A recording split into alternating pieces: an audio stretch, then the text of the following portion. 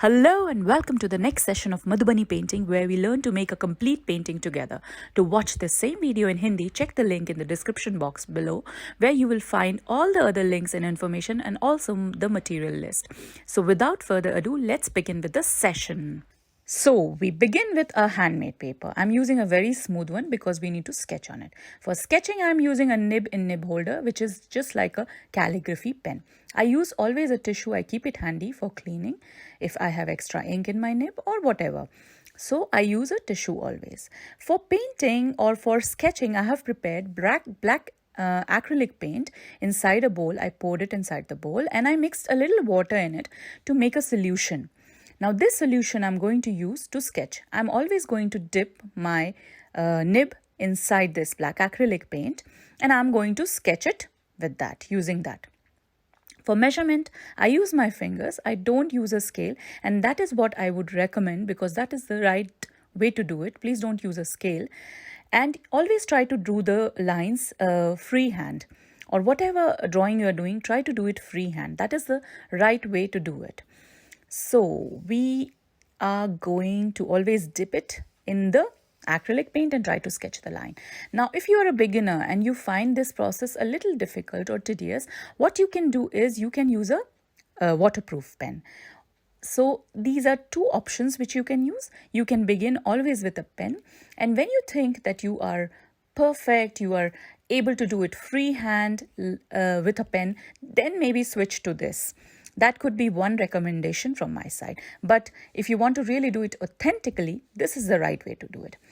Now, as you saw already, what I did is I'm just trying to create a frame on all four sides before we begin to, make the borders. So similarly, like I did on the other side, I'm just trying to create those double lines on all four sides. So this is basically trying to create a frame on all four sides so that we can start making the design of the border. So after making the frame on all four sides, we are going to again use our finger to measure and make a mark and try to create the inner lines, because this is what we are going to use for our border. Now, as you see here, my lines are not perfect at all, but that's absolutely fine because this is folk art. Women used to do it on the walls. They had no tools. Actually, they used to use twigs, matchsticks to make the painting. So at least what we can do is we can use a technique, whatever is possible, as we can stay as authentic as much possible. So similarly, we will use our finger to measure further and create such tiny boxes using those double lines inside the frame.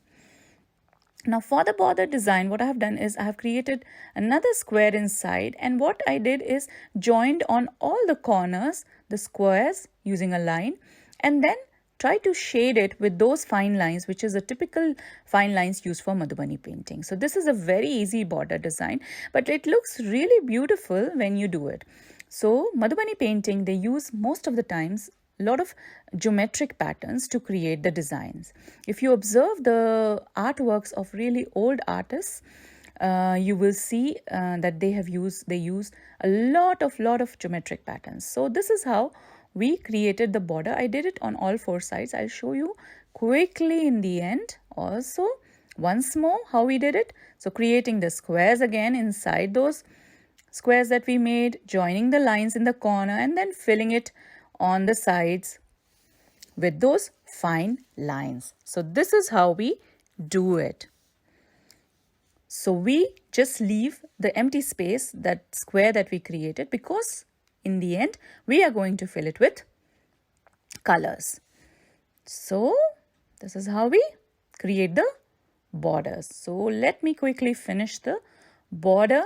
And after you finish, and if you're using this nib and nib holder, of course you will be using acrylic paint to do the sketch. So what you will do is whenever you create something, let it dry first before you begin the next step, because if the paint is not dry, it gets a little smudged and it may look a little untidy. So always let it dry. Okay, so that's how we finally do the borders. So we are almost done with the borders, and then I'll let my borders to dry, and then I will try to begin with my painting. Now again, I always use my fingers to take the measurement. So I just left, little distance on the top and then trying to create the face. So if you remember the last session where we learned to make different types of faces, and in case you missed that session, what you can do is go in the description box. There is a link for the session, both in English and Hindi, and you can have a look at the session where we learn how to create faces in the easiest way possible. So this is again, we did the sharp nose, you remember from the last session, then the hair. I move on to the hair, just trying to create double lines here at the hair. Surrounding the hair. So you remember when we used the double lines and then we filled in the black color, so the hair was highlighted. So we also did a lot of different hairstyles. So we are going to use all that and trying to make a complete painting, as I said in the last time. So you remember these beads that we created? So I'm going to do the same for this painting. So then we go to the lips and try to join it. Either you can join it in the middle as we saw last time, or you can just leave it like that. So it's your choice. I'm just trying to join it here, and you can do as you want. So then I just try to create the double line. I don't usually recommend to do the double lines in the face. So the face we can do is we can just darken it a little bit, because that's how it's originally done. If you look at the works of some old artists, some veterans in this field, you will observe that that's how it was originally done. So we will try to stick to the authenticity and the original artworks, and I try to also show you exactly how it was done in the past, and we try to stick to that and not make much changes, because we are already making a lot of changes with the technique, with the material, etc. So at least we can do is we can follow some authenticity using the techniques and the methods. So as I'm going to make today a painting of a beautiful Indian bride, I have to accessorize. So I'm going to heavily accessorize everywhere, trying to make the earrings and different types of accessories. So today the painting is going to be a lot of intricate patterns where you learn to make different types of jewelries. Like right now, if you see, I'm trying to create a beautiful earring, a jhumka, what she's wearing, and trying to create beautiful designs. So there's going to be a lot of different patterns used today. So just trying to decorate it everywhere. Now I'm just trying to create the veil, the ghungat for the bride.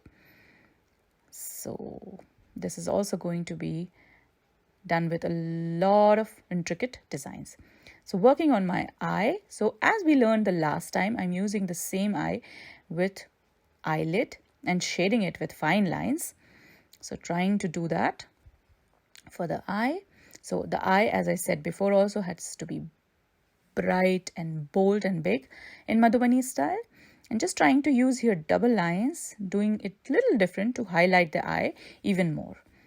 Now just using my brush to fill in the black color, because it is a little bit, it takes longer using the nib. So with brush it's quicker. Now I'm just trying to create the nose ring. So first of all, we will make a big nose ring, as it is supposed to be for the brides. Trying to do the double line here again, and now surrounding it with little semicircle circles or circular patterns all around, little tiny ones, so that it looks beautiful, and connecting it to the ears with tiny circles. So this is how we do the nose ring, or the nath that we call. Now extending the ghungat or the veil till the bottom also, on the other side also, just trying to give that look that she has a big veil, just like the big scarves that the Indian brides have, the big dupatta. So that's how we do it. Now trying to accessorize again, switching to the earring.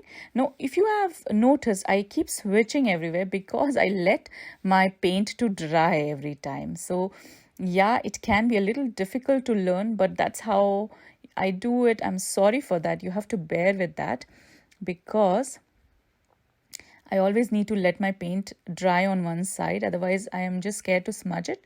So what you can do is always let it dry and then try to work on the painting further if you're using the acrylic paint to sketch. So now again switching to the other side. So you may have also noticed what I'm doing here is I'm just sticking to some designs used for the accessories so that it looks, in harmony. It's not that using too many different patterns also doesn't look good. So what I'm sticking to one pattern, trying to make the same patterns everywhere so that there is some harmony in the painting. Now this is a very important part. I have just used a little peacock design for the nose ring, for the nut, so to make it even beautiful. So just trying to create some peacock design for her nut, for the nose ring that we have, the beautiful big one. So just try to make it simple, not that intricate, but once you fill in colors it's going to look really beautiful.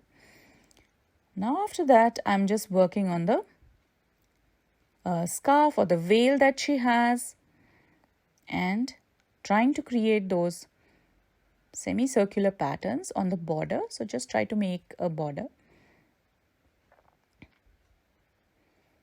So this is how we are going to do the border, and we will use the same exactly for the top because the veil goes on her head also. So just note the designs. Now for inside the veil that I created, I'm going to use those floral patterns where we create spirals and then all around we create those tiny petals. So I'm going to repeat it every time and cover the entire veil inside with these patterns, also on the top. So now if you note, I have also created one extra border design on the outside of the veil that we have. So that's a very simple zigzag lines. So you have to make the same on the top. So very simple zigzag lines, and inside I have created some geometric pattern, very simple. So the same border you have to also create on the top. So now as you see, mostly I have covered the veil with those tiny flowers and it looks really intricate and beautiful. Now working on the pendant that she has in her necklace, the same that I used also at the other places. If you saw the earring and also on the forehead, all the designs mostly keeping it similar. Now working on her blouse that she is wearing, just these tiny circles in a triangle. So using that to cover it entirely. So just trying to put it in a straight line if possible. You can also do it randomly. Once you fill in colors, it looks beautiful. So just these very tiny circles in triangle. So this is exactly how a sketch should look like after it's done.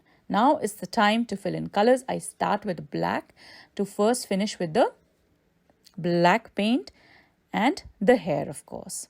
So we just fill wherever we created the hair with the black and we leave those tiny circles. And once we fill in the black, as we saw also the last time in the last session, so these tiny circles looks like pearls in the hair and it enhances the beauty, and our bride is going to look really beautiful once we do this part. So we try to finish the hair, and after the hair I'm going to use yellow color for the blouse, as you see here.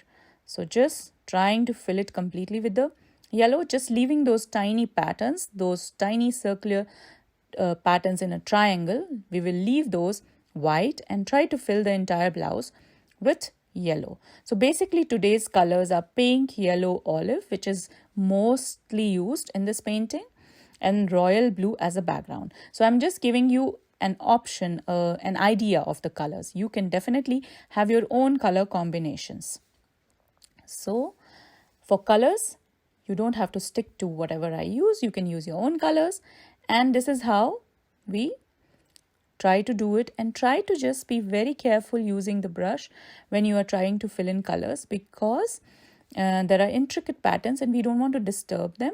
We don't want to cover them with the colors. But if it's, little bit is covered, it's okay. That's how it's supposed to be. It has to look raw. It has to look like a folk art. So don't be worried about that. It comes with practice. The accuracy comes with practice. But if a little bit smudging happens, that's fine. So this is how it looks like, the veil with pink. It looks beautiful. And remember, those patterns that we created inside, we have to leave it white. Now I'm switching to the olive. So basically these are my 3 most important colors, which I'm also going to use for the accessories. So I'm going to play with these 3 colors every time. And for mostly these big floral patterns that I created, I also use pink. And these white tiny designs that's between, it really highlights once you fill in colors. So this is how it's gonna look like.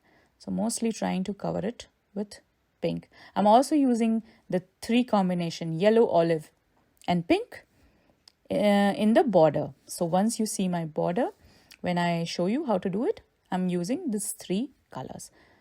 So just trying to accessorize her, trying to make it beautiful, the accessories that we created.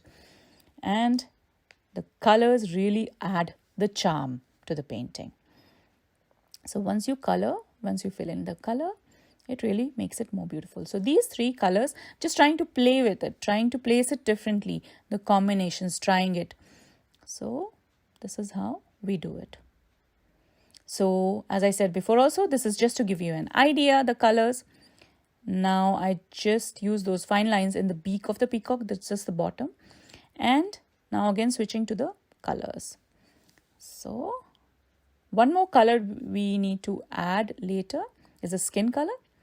Now just using, as I said, for the borders also, the 3 color combinations. This is how I did it. Every alternate with pink and yellow.